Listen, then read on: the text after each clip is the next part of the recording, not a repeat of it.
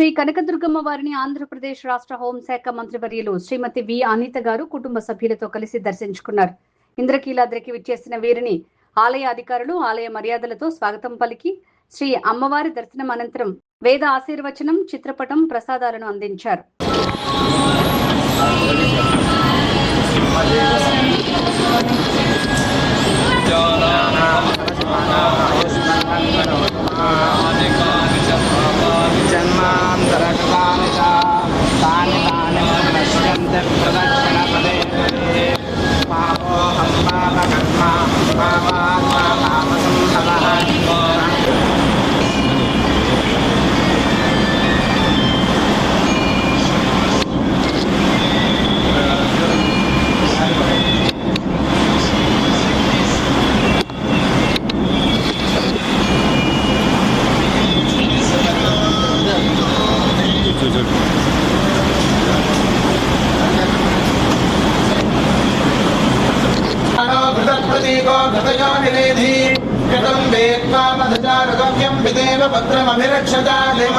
पश्यति पुत्रं पश्यति पौत्रं प्रजया पशुभिर्मिथुनैर्जायते यस्यैवं विदुषोऽग्निहोत्रं जह्वति यमुचेन देवं